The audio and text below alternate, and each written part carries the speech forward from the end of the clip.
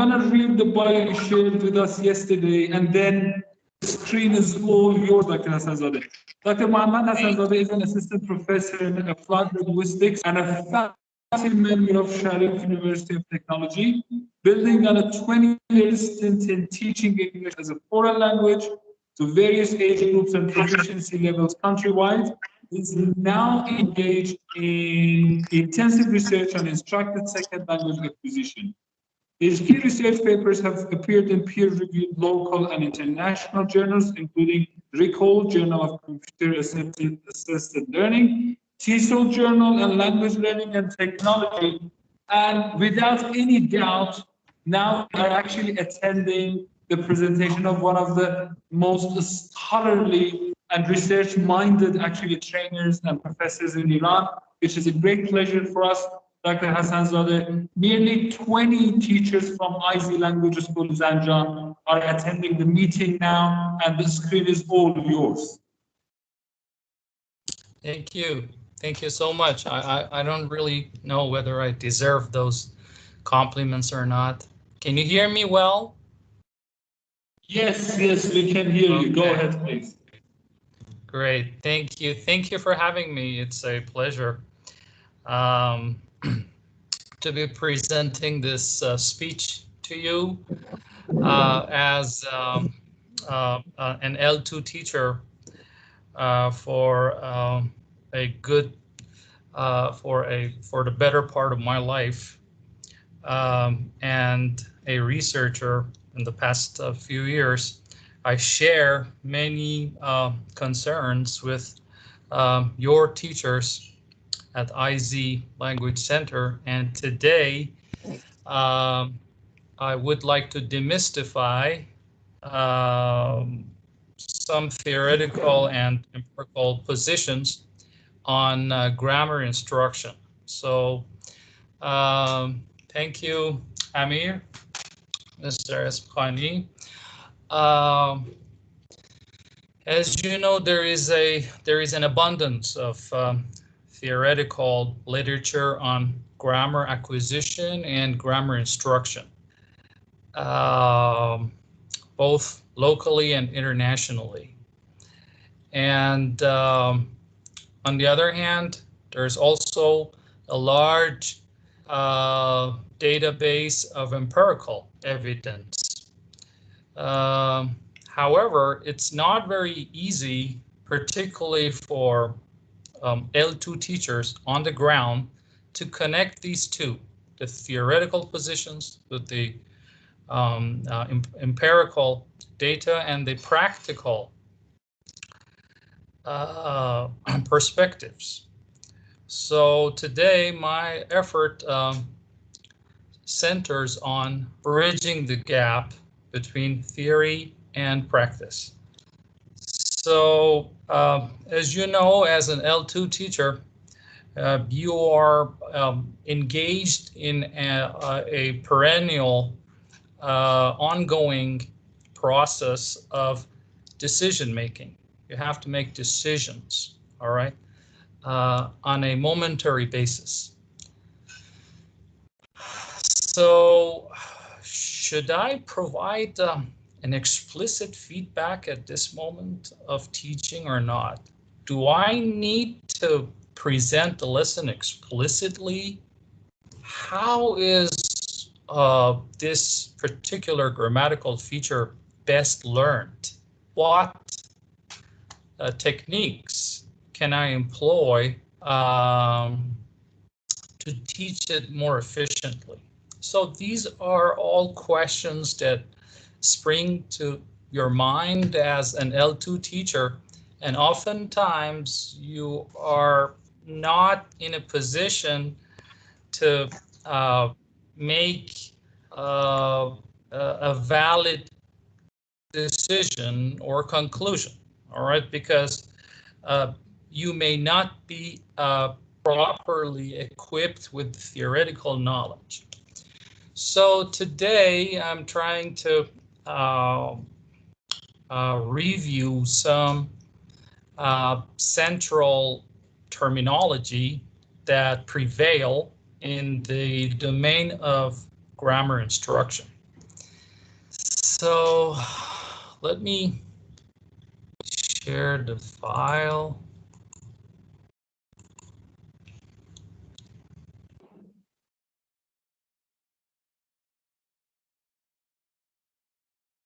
So I'm trying to share my screen, Mr. Esfahani.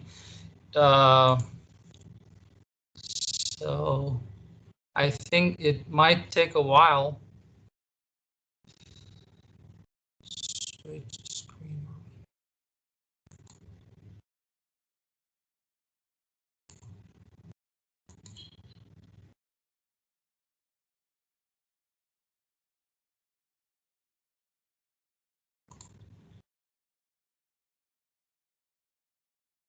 Do you see the screen now? Not yet. If anyone from, oh, yes, Dr. Sanzove. Go ahead, please. So, all right, grammar acquisition, what an L2 teacher, what a second language teacher needs to know. Primarily, I should acknowledge that much of what I have garnered to present today it has been extracted from this valuable resource.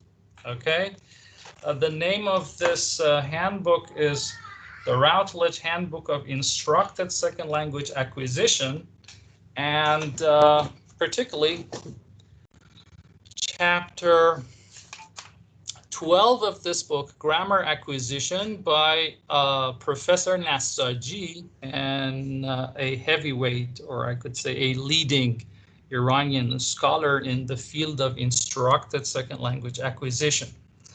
So let's get started.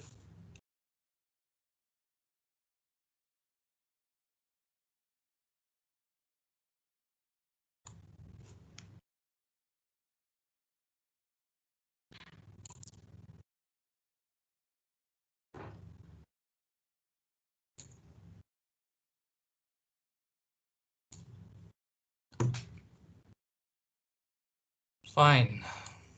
So undeniably, grammar is central to language and language learning. That's actually the backbone of a language. Language without grammar is chaotic, and it would be impossible to describe and to teach a language without scrutinizing its. So what we mean by language learning is overshadowed by our concept of what is grammar. So grammar represents any language to a great extent. What do we mean by grammar knowledge? Grammar knowledge is defined as what learners know about language rules and structures. And the acquisition of grammar is the acquisition of these rules and structures. But it's not confined only to the acquisition of these rules or to knowing of these rules, but the ability to use them in a communicative context. So if as a learner you are unable to use grammar effectively in a communicative context, in communication, then you actually don't know grammar. Okay, so I could say that the overall product of grammar instruction in our education system is by and large less than acceptable or unacceptable, because our students, those who graduate from high school, are not able to utilize or to use grammar communicatively. So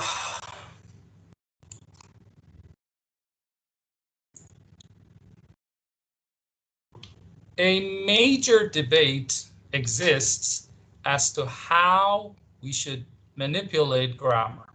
So first thing, is grammar learned implicitly or explicitly? And whether learning occurs through conscious manipulation of the information or through unconscious process. So this is a major ongoing debate in the area of instructed second language acquisition.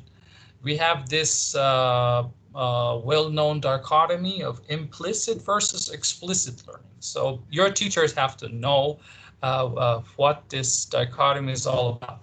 So beginning with implicit learning, the definition is a kind of learning without awareness, taking place when learners are exposed to meaning-focused input.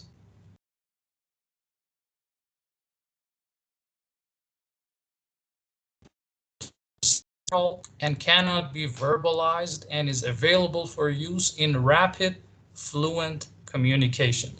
So implicit learning is the kind of learning that all of us have experienced in our L1, in our first language. Okay, we are able to use rules and structures in Farsi spontaneously, though we may not be able to verbalize what those rules are. Okay, but we specialize in this, we excel at it, we do it perfectly.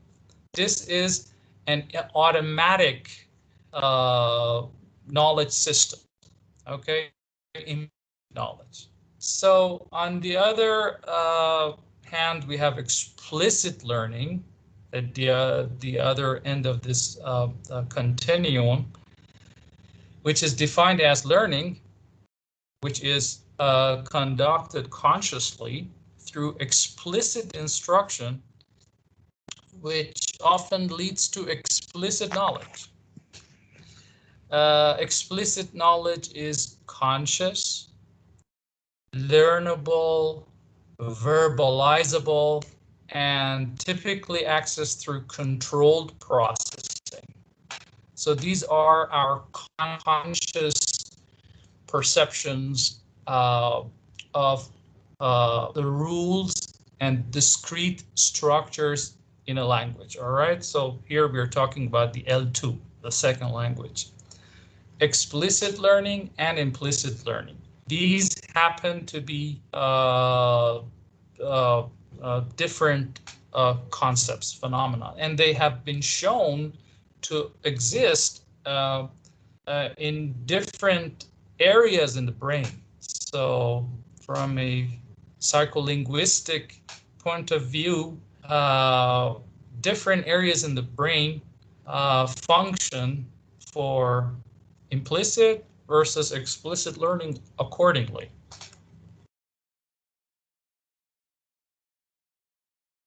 Moving to the next slide. This thing is a little bit slow. I don't know why. Okay. Can you see the next slide? I hope so. Okay, so as I told you, Ellis observed that implicit and explicit learning are functions of separate memory systems, which are located in different parts of the brain. Explicit learning is supported by the neural system located in the prefrontal cortex, responsible for attention, control, and consciousness, while implicit learning involves other areas of the perceptual motor cortex. So these are some terminology, some technical terms, meaning that these two types of learning have come from different locations in the brain. Implicit knowledge is assumed to occur based on extensive meaning-focused exposure to the target language. which is defined by Paradis as the knowledge acquired incidentally and stored implicitly. So implicit knowledge is based on extensive meaning-focused exposure to the target language. This is actually what all of us have experienced in our L1, in Farsi. So all L1 speakers across the globe, they have firsthand experience of what implicit knowledge is. However, when it comes to L2, things are not that straightforward, okay? Especially with the coming of age, the development of implicit knowledge becomes increasingly difficult, all right? So as for children, there is not much difference between their L1 and the additional languages that they learn, meaning that exposure to the target language for children can easily equate to the development of implicit knowledge. It means to the ability to speak automatically, okay, and effortlessly. This is not the case with adults or for adults, okay? There is a great deal of variation when it comes to the development of implicit knowledge. So implicit knowledge is a focal point in our discussions of instructed second language acquisition, because this is the target of all instruction. This is the aim of all of us. That's what all of us teachers of L2 teachers want to actualize. We want to make this happen. The development of implicit knowledge in our students. We want our students to speak fluently, effortlessly, and automatically. Okay, so it's easier said than done, because in order to make this happen, you have to be equipped theoretically and practically with a vast wealth of knowledge.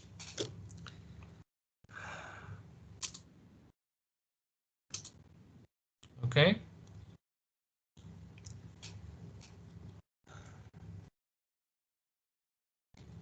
So as you have perhaps understood so far, there is a kind of distinction that is made between formal instruction and naturalistic language learning. Naturalistic language learning is the ideal form. However, it's not feasible because we are not learning in an English-speaking environment or milieu. And we have to have formal instruction instead, because the naturalistic environment is not inherently available. Central to the debate on the role of grammar learning and teaching is the relationship between the two types of language, between the two types of language knowledge, and the role of formal and naturalistic language learning. So L1 learners, as I noted earlier, acquire L1 grammar implicitly through meaningful exposure to naturalistic input. So ideally, naturalistic input leads to optimal learning. However, for L2 acquisition, this is unclear how much this implicit manipulation can work. So as we move on, I'm going to draw on empirical data from research as to how successful this implicit intervention has been. But the main topic of today's speech is the role of formal instruction, okay? How instruction or form-focused instruction can work when it comes to grammar acquisition. And again, that's a repeat of what I said earlier. According to many researchers, the goal of L2 instruction should be the development of implicit knowledge. This is what many teachers, L2 teachers, get wrong, okay? We are not focusing too much on explicit knowledge, on memorization of rules, on parsing grammar, okay? Giving metalinguistic knowledge to our students about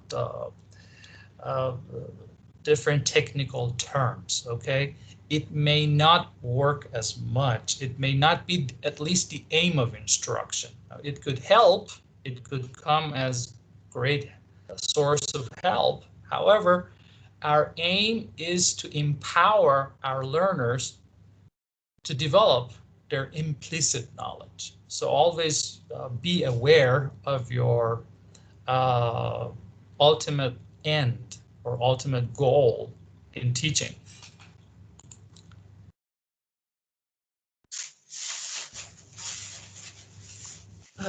So let's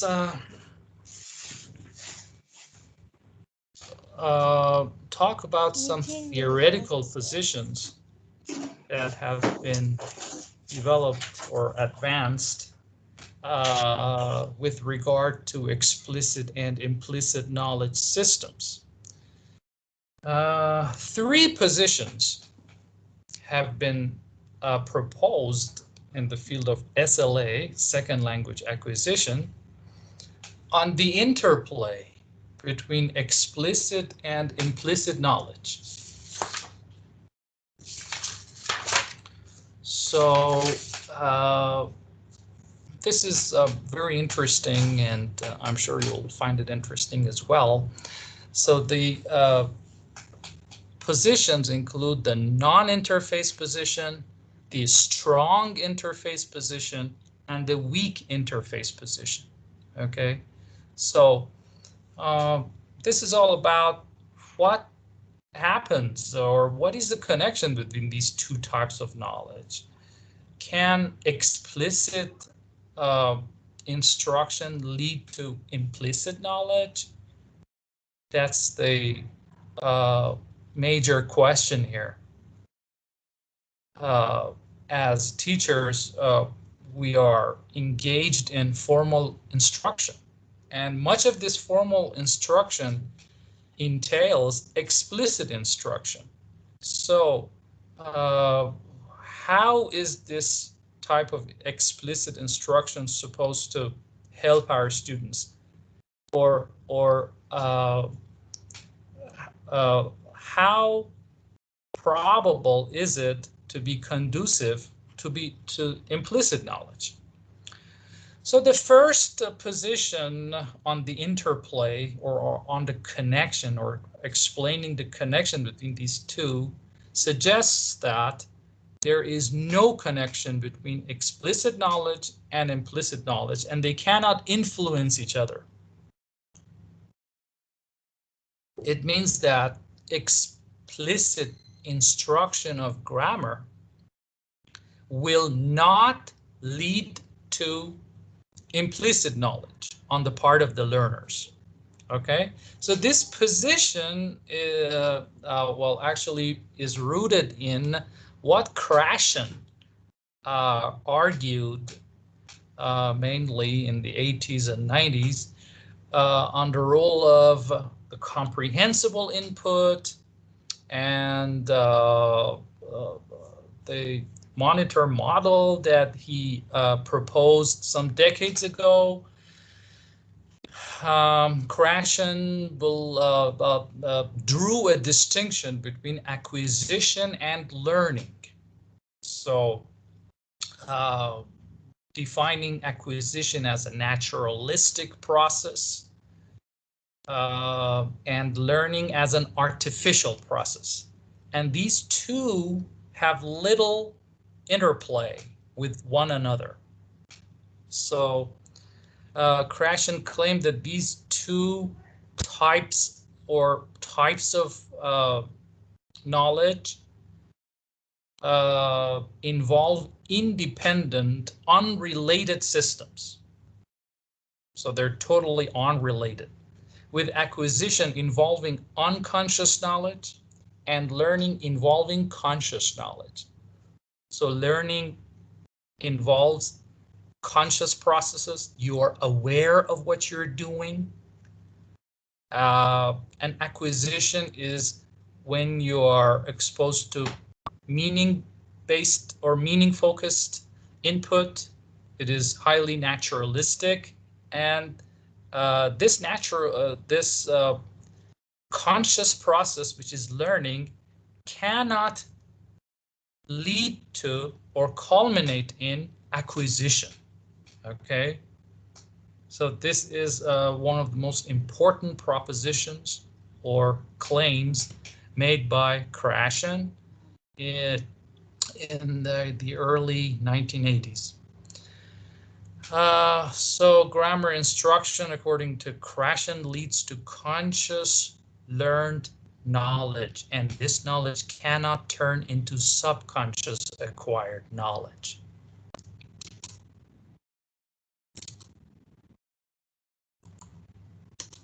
Okay.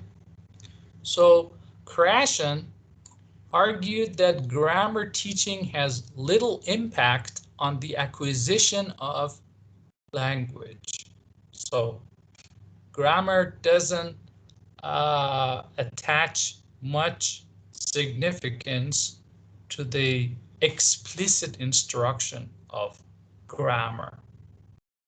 So his claims are mainly inspired by developments made in the context of universal grammar developed by Noam Chomsky, suggesting that language is learned through the interaction of principles of UG.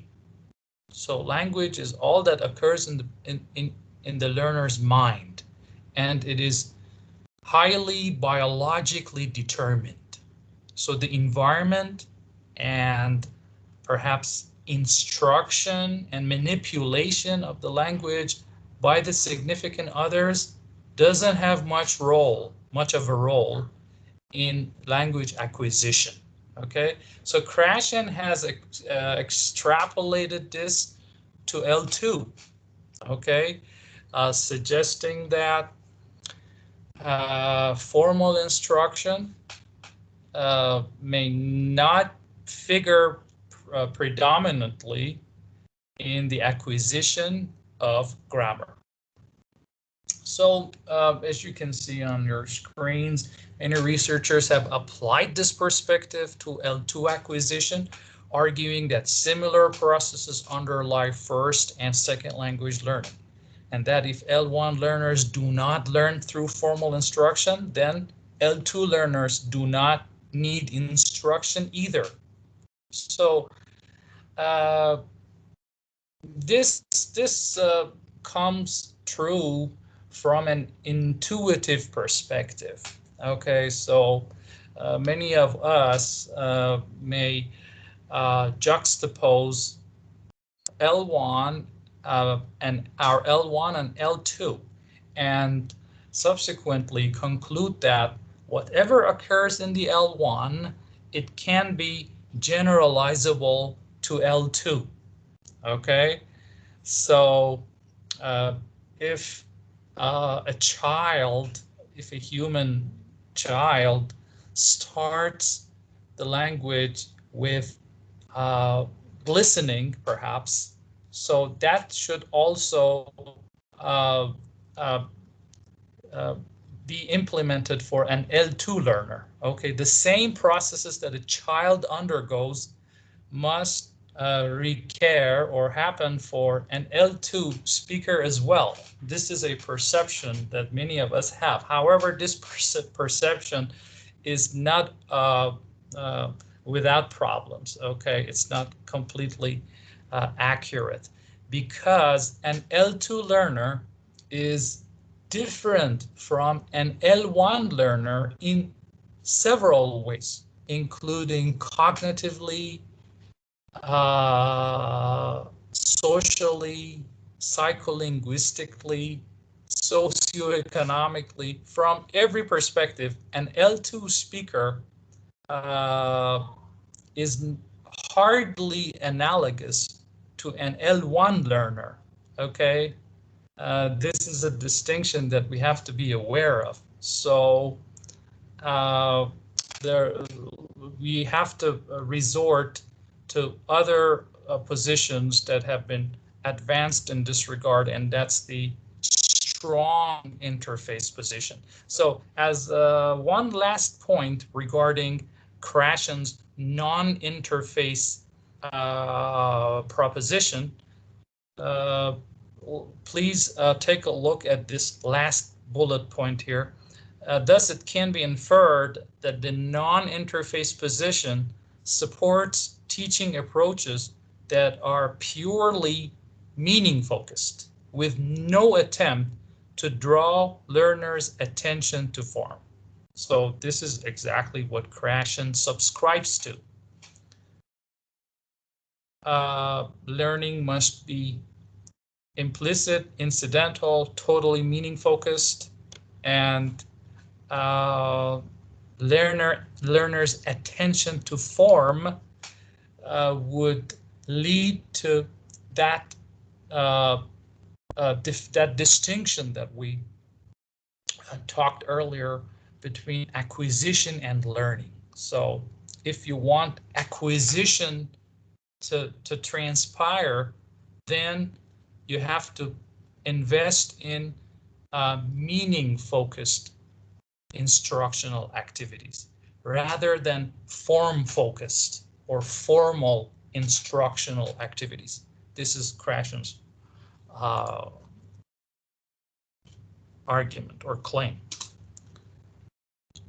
So the second position with regard to the interplay between explicit and implicit knowledge systems is the strong interface position, which is completely different from Krashen's argument. Explicit knowledge resulting from instruction can become implicit knowledge through ample practice. So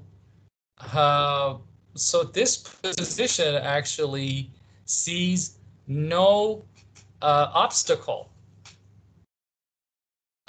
in the way of converting explicit knowledge into implicit knowledge. So I think this is good news for L2 teachers, because we can be more helpful of actualizing implicit knowledge in our students. So this is, they say, totally possible through ample practice. Pedagogically, strong interface position supports approaches that emphasize explicit grammar instruction and practice. So most notably, I can think of the PPP model, presentation, practice, production, which is a very typical representation of the explicit instructional approach. Okay.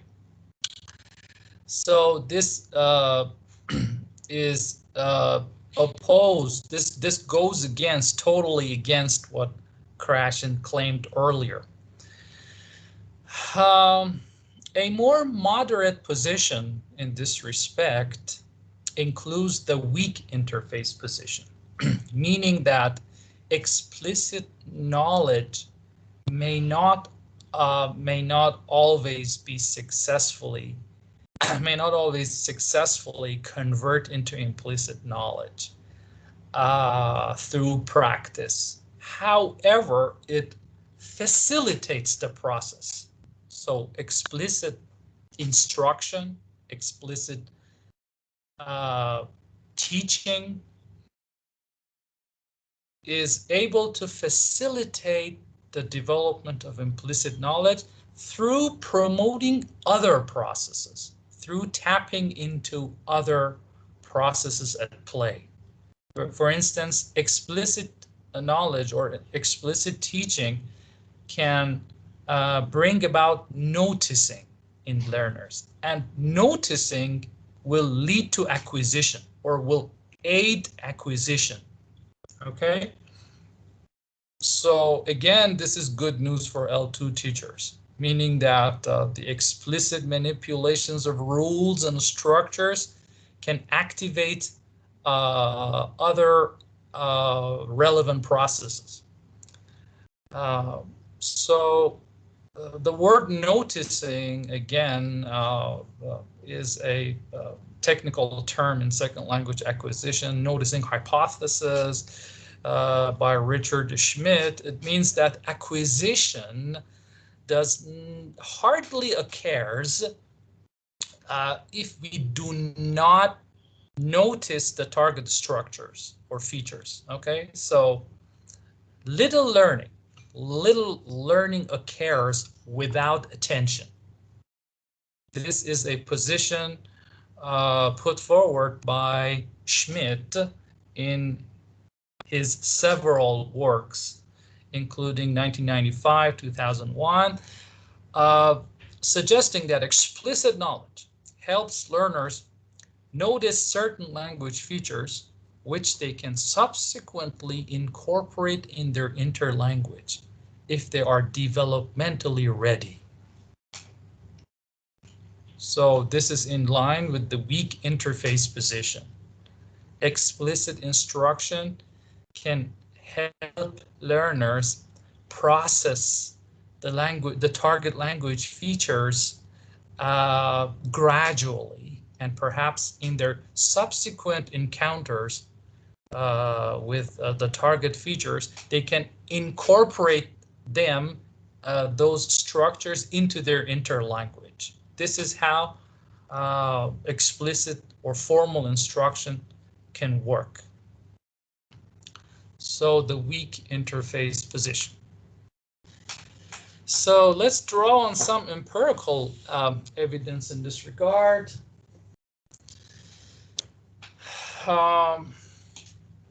Grammar instruction, how is grammar instruction defined? So the interventional efforts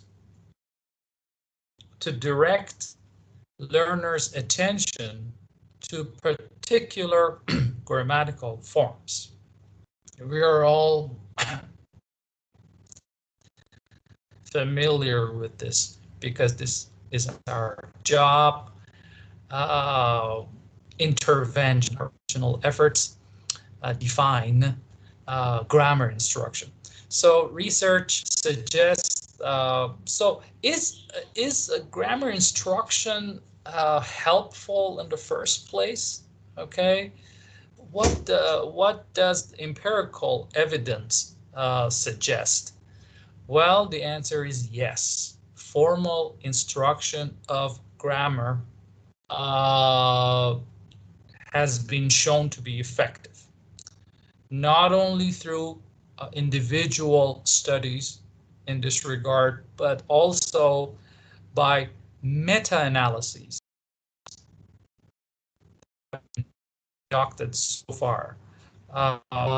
There are several studies. So meta-analysis is, in fact, a kind of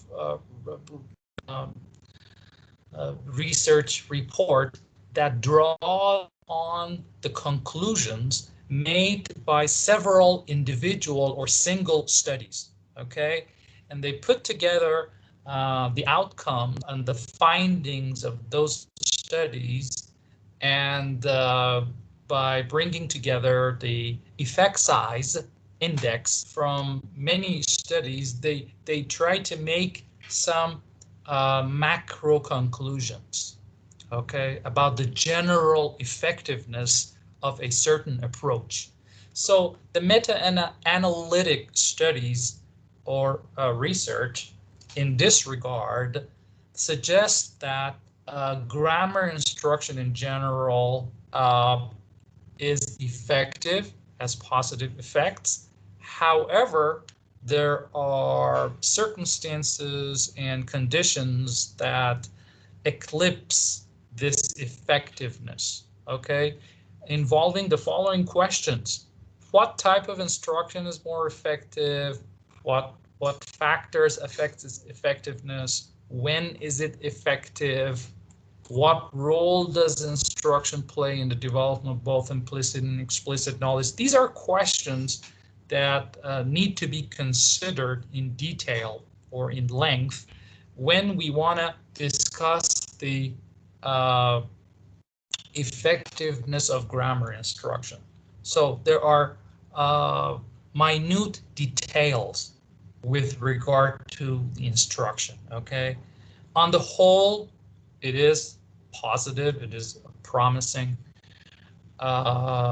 practice. However, we have to discuss which approach is more effective or less effective. That's what I'm going to discuss in the slide in the upcoming slides. So according to NASA so as I told you, my speech is largely drawn on the assertions and the findings, and also the collection that NASA has provided in this helpful handbook. And he's an expert in this area. According to NASA grammar instructional strategies differ from one another in several important ways. So instruction on the whole is good, but it depends on the degree of implicitness, mode of instruction, the timing that we allow for this, the degree of planning, the obtrusiveness, how noticeable that explicit instruction is. Okay, so how much is grammar, the explicit explanations interrupted by the communicative meaning, and the degree to which instruction focuses on input, output, and interaction. So these are very important terms that all L2 teachers need to be aware of. Input, we have input-based instruction, output-based instruction, and also interaction. These play a very central role in the discussion or in the discussion of instruction. When we talk about instruction, we have to consider these elements: how much input we are providing to our learners, how much output we elicit from our learners, and what interactional activities are we generating in the class. We will focus on these terms in the slides to come. So explicit instruction versus implicit instruction. As you have gathered so far from my explanations, explicit instruction presents learners with clear information about target grammatical rules. Okay, for example, you talk about present perfect, you use meta language to describe the uses of present perfect. Okay, you provide your learners with clear information about the uses or about the usage of the target rules. Okay, however, implicit instruction does not attempt to do this. It does not make learners aware of what they're supposed to learn. Okay, it all happens indirectly. So research comparing explicit and implicit instruction, including various forms of implicit and explicit feedback, has shown an advantage for explicit instruction. So this is actually a major finding by research comparing these two types of instruction, explicit instruction and implicit instruction. So if we juxtapose the two, it happens to be the case that explicit instruction may have a greater result or may be more effective, especially in the short term. However, this is not very easy to conclude because many research studies are unable to implement implicit instruction. One major attribute of implicit instruction is its lengthy treatment. So if one is to learn a target rule implicitly, they have to be exposed by it extensively, very extensively. This does not usually occur in cross-sectional research, where we are short of time and we want to wrap up things quickly. Implicit instruction, especially with regard to the length of time or the extent of instruction that I emphasized, is rarely happens by researchers, or is seldom conducted ideally by researchers. Anyway, so the data that we have thus far implies that both techniques are effective.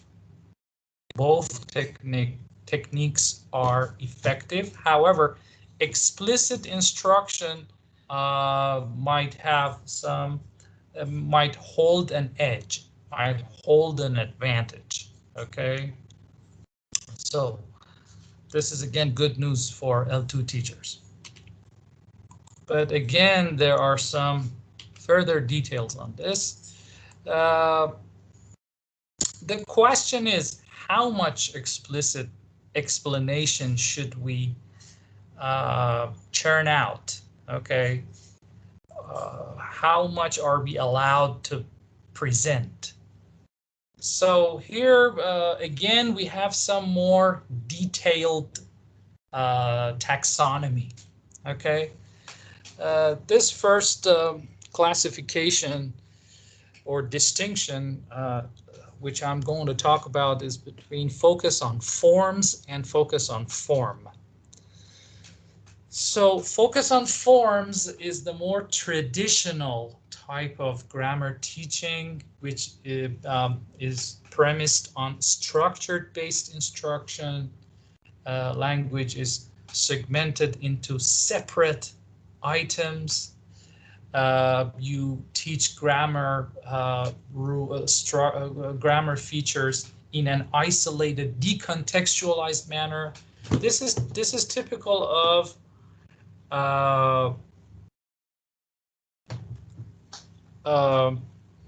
grammar translation method.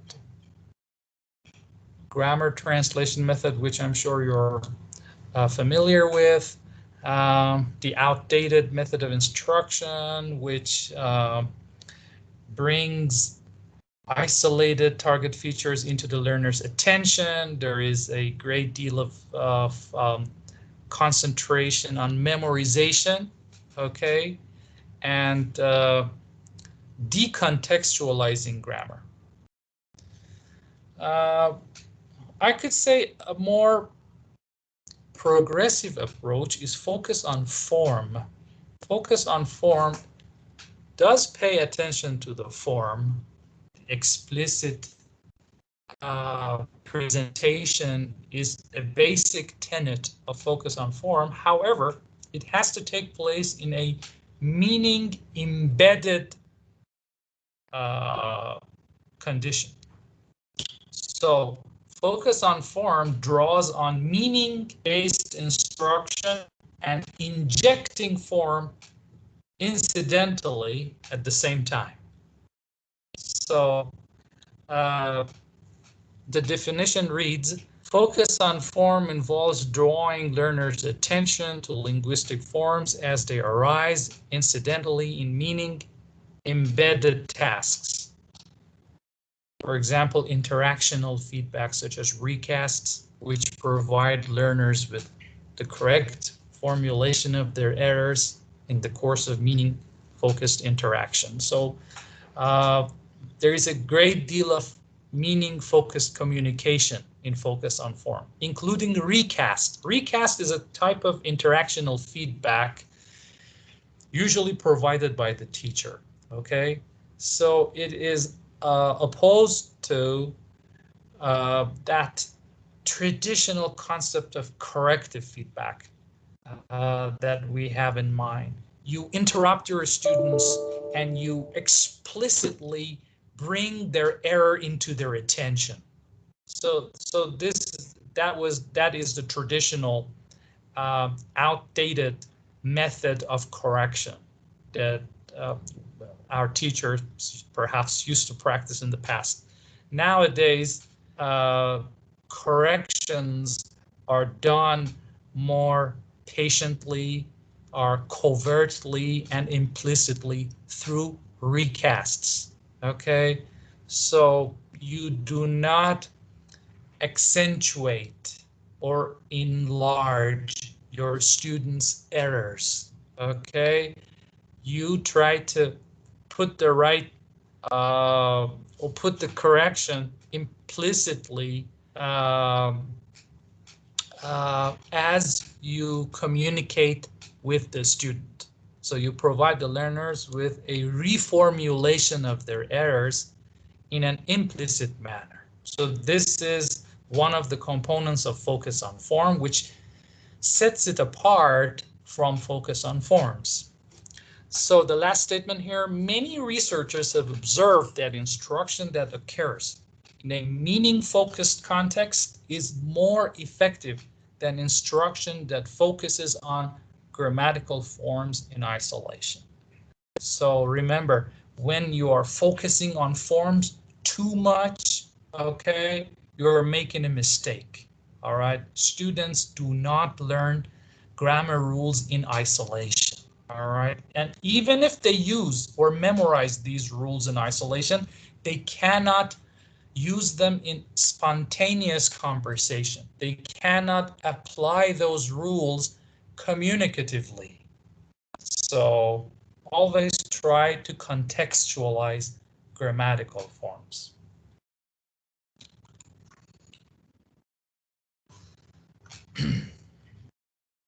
Form-focused instruction and corrective feedback provided with the context of a communicative program are more effective in promoting L2 learning than programs which are limited to an exclusive emphasis on accuracy on the one hand, or exclusive emphasis on fluency on the other. This is why I hate concours classes. Okay, concours classes, the university entrance exam, which encourages test wiseness and the decontextualized presentation of rules and a parrot fashion rote learning memorization of those rules that have no communicative advantage for our learners. Studies by Norris and Ortega, De La Fuente and Shintani, these are very leading researchers in this field. Comparing focus on form with focus on forms reveals that there were no appreciable differences between the two approaches and they were somehow equally effective. Well, yes, approaches are effective, okay? However, focus on the contextualized approach may be more successful in the development of explicit knowledge rather than implicit knowledge. Okay, that's, as I said earlier, the development of implicit knowledge, that's the ultimate goal of instruction. We want to enable our students to use grammar effectively and spontaneously. Okay, so focus on form can help us enormously in this regard. Now let's go over this useful teaching tip drawn by the theoretical positions that I have articulated today. Make sure to include some kind of attention to form or consciousness raising activities into the design of communicative lessons. So again, I should emphasize that the pure emphasis on the communicative language use may not be an ideal way. So as you emphasize on the presentation of the communicative context and perhaps an emphasis on task-based instruction, you have to be aware that attention to form and consciousness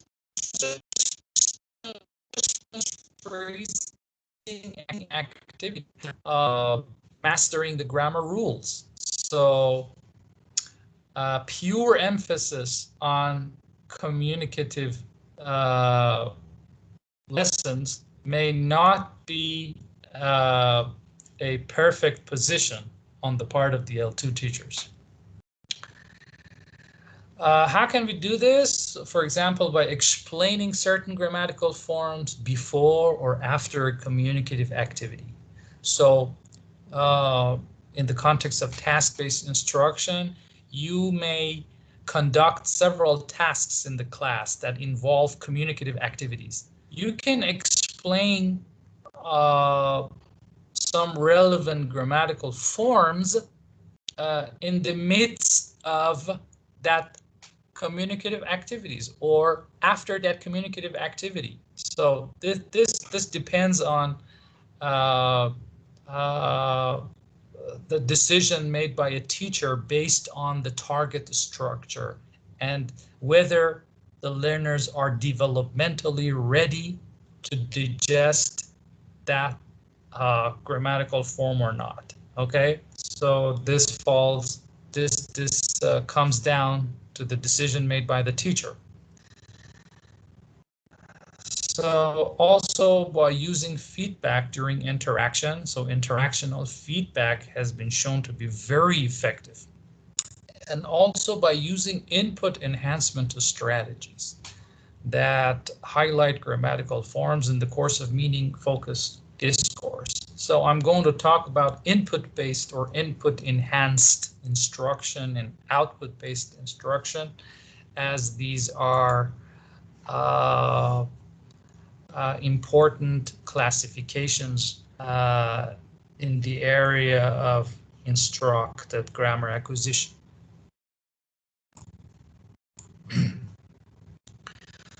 So input-based instruction refers to instructional strategies that involve the use or the processing of input and drawing learners' attention to grammatical forms through activities whose aim is to understand input for meaning.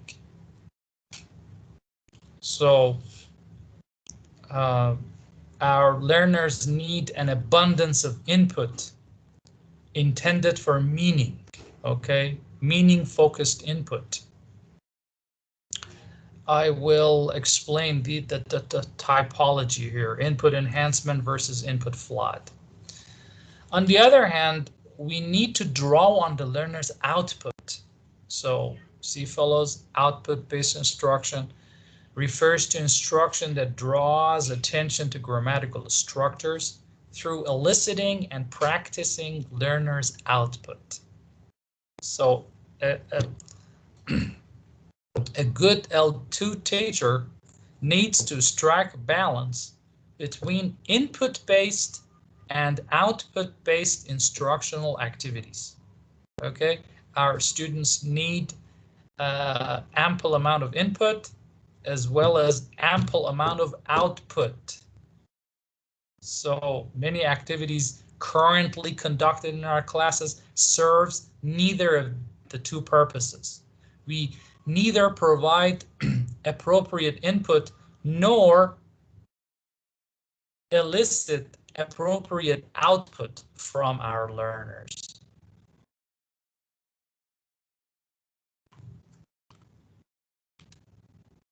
What is meant by input enhancement? So it involves manipulating the text or textual enhancement. It's a kind of input-based instruction aiming to achieve instruction by highlighting certain aspects of the input, highlighting through various typography devices such as bolding, underlining, italicizing in written input, or adding stress or repetition in oral input. So these are some artificial techniques you do, okay? For example, you have the students read a passage, okay, in which the target structures appear in bold type, or they have been underlined or italicized. So these techniques can further help enhance the learner's noticing of the target feature. On the other hand, input flood is a more fundamental approach. Okay, it involves the provision of numerous examples of certain target form in the input to draw learners' attention to that form. So input flood, this is what all the students need. And we do not normally, we as teachers are not capable of establishing input flood. Input flood cannot take place in the classroom, within the classroom four doors only. It needs to be taught to students, to be followed up outside the classroom. Okay, so students need to get involved in activities such as reading and listening and watching, and generally exposure to extensive input outside the classroom. Without this extensive input exposure, proceduralization of learning does not take place or will not take place. So limiting the instructional lessons to the classroom is a misconception that many L2 teachers have. Allow your students and guide your students through out of class activities that involve exposure to the target language forms. So this is interesting. Studies examining the effectiveness of textual enhancement, including input flood, have shown various results or varying results, while most of the studies suggest an overall positive effect for this technique on noticing. And importantly, input flood plus explicit instruction has been shown to be very successful in the attainment of the target language features. And it has been empirically shown by Hernandez to work better than implicit input flood alone. All right, so input flood plus explicit instruction, they can have a complementary role.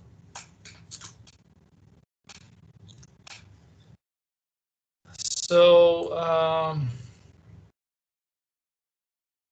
the effect of different types of instruction on different types of knowledge. Based on the studies that examine the effects of explicit instruction on implicit knowledge, it can be inferred that explicit instruction contributes to the development of both explicit knowledge and implicit knowledge. So explicit instruction, what us teachers do in the classroom, okay, it can be conducive to the development of both explicit and implicit knowledge systems. However, there are some mitigating factors or mediating factors, such as the target structure. Explicit instruction has been shown to be more effective or useful for target structures that are simpler, for simple features, okay? And also, when it comes to the extent of instruction, when explicit instruction happens within lengthier interventions, it happens to be more useful. So you have to extend the time you allocate to explicit instruction, and you have to bear in mind the target structure. Some complex structures, for instance, the articles system, definite, indefinite articles, which is rather complex. It's a complex morphosyntactic feature. It does not lend itself to explicit learning, okay, that much. So research in this area is actually going on, and it's a very intriguing strand of research on the empirical benefits of explicit instruction and implicit instruction. And this is an area that I have a vested interest in this area. So let me not tire you out too much. I would like to wrap up my speech with some practical teaching tips for you fellows. The first one, provide opportunities for development of both explicit and implicit knowledge. So a blending or a mix of these two approaches is the ideal form of instruction. Okay, you cannot exclude one at the expense of the other. So do not assume that explicit knowledge will be converted automatically into implicit knowledge. A great deal of precision is necessary. A great deal of informed knowledge on the part of the teacher.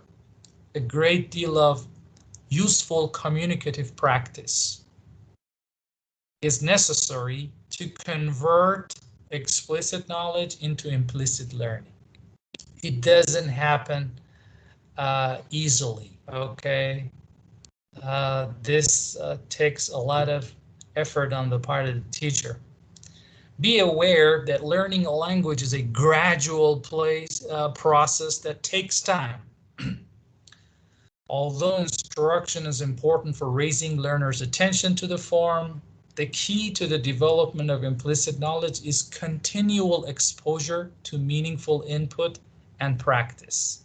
So the development of implicit knowledge does not occur overnight. It takes a great deal of patience and practice. So provide opportunities for repeated use of the target grammatical forms in meaningful communicative contexts. Do not leap to conclusions about your students. unless you provide them with ample opportunities. They have to encounter the target feature on several occasions in different contexts repeatedly before implicit acquisition occurs. And lastly, students learn a target form when they are linguistically and cognitively prepared to acquire it. Thus, teachers should target features that learners are ready to learn. So you as a teacher must have an understanding of whether your students are developmentally or cognitively prepared to acquire those target features or not. Okay, so do not overstretch their resources if you assume that they are not cognitively prepared for that. Next, consider the nature of the targeted structure as an important factor in designing your grammar lessons. So some target structures are not easy to learn. As I told you, the article system is a very tricky feature, okay? Or the third person S. It may not be easy for starters to master it overnight, okay? So you have to bear it in mind. And finally, learners are different and learn differently. Thus, take into account the various individual learner differences that can mediate the effect of instruction. Thank you so much, everybody. Thanks for listening.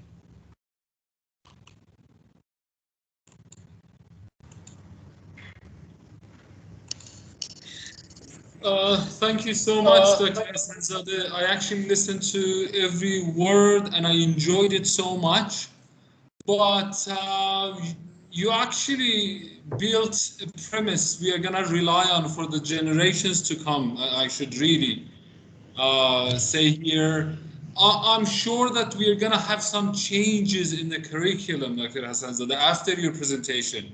Hence the effectiveness of your presentation in our policies, in our school in Zanjan. I mean, it taught me a lot, really, because this is a concern for me. Who did this? Actually, someone changed the screen, and which I don't mind. It's more intimate now, but let me see if I can change it back to the normal mode, grid show. Yeah, Dr. Hassanzadeh, actually, I was heavily influenced by Professor Krashen's talks, as you know, and I was drawn to think that more of implicit kind of instruction and less of instruction is what we should be after. But after your presentation today, I think that I will have to go and study more, and of course, relying on what you shared with us today, I think there's still a lot to think about in shaping actually the curriculum, the course design, and many other things that we have in Iran Zamin. Dr. Hassanzadeh, do you have any time for our colleagues' questions, for teachers' questions, like 10 minutes or something? Of course, yes. Okay, wonderful. So let's see if anyone has any questions, starting from Tony sitting next to me. we share one laptop, so hi there, everyone. Dr. Hassanzadeh, I really appreciate the time you spent on the presentation. It was wonderful. It was really wonderful, and it was insightful. I mean, when I was thinking to my own experience, I have to say that, as Mr. Khani said, we have to insert some changes. We have to have some amendments in teaching grammar, specifically because this component of language is, let's say, heavily influencing how we go on teaching, how we do the teaching in our classes. I have no questions, so I ask other colleagues of mine if they have any. I Thank think you so much. Muhammad Reza, one of Muhammad Reza's, because we have two of them, Muhammad Reza Atai It's or me. Murtazavi. It's me, Okay, Muhammad so- Murtazavi. Yeah. Hello. Thank you very Hi. very much, Dr. Hassan Zadeh. Hi. It was great seeing you and hearing you today again. Actually, Dr. Hassan Zadeh and I have had a lot of contacts before when we had actual classes back at Allame. So he's a highly respected scientist among our professors. Our professors speak highly of Dr. Hassan Zadeh because you know you heard him. He's very knowledgeable, and thank you very much. It was very impressive, and I learned a lot. However, I got one question. I couldn't help but notice you raised several dichotomies which have always been treated as two separate categories, such as explicit and implicit learning, well, or let's say inductive and deductive instructions and stuff. So this was your stand, where you believe that the explicit learning should be included within our language teaching curriculum, but I couldn't agree more with this. However, the thing that I have a question based on my theoretical knowledge of the field, as well as my anecdotal experience of, in teaching. I've been teaching about 10 years. I believe that we have to probably do away with categorizing these two things as two dichotomous features. I mean, explicit as well as implicit instruction. I believe that we need to treat them as two features on a continuum rather than two dichotomous categories, because as most people among the nativists and those people who follow natural learning, naturalists, I guess, they believe that implicit learning is what happens in children. However, as you know, that even among children, we still have some explicit instructions. I mean, children ask questions. Children raise so many questions about vocabulary items. You know what I mean? They ask their fathers, they ask their mothers to explain to them how a few things. I remember, based on my own personal experience, where I used to raise many questions about language, about the words that I learned at a school and other places. So what is your stand on this? I mean, can we treat them as two features on a continuum rather than two separate dichotomous features? Yes, well, first of all, it's great to hear from you. As I said, they are complementary. Okay, so you have to provide sufficient platform for explicit as well as implicit exposure. Okay, so you cannot proceed with one to the exclusion of another. So with regard to another point that you raised, students might ask or might consult several resources. For example, they might ask their parents, or they might consult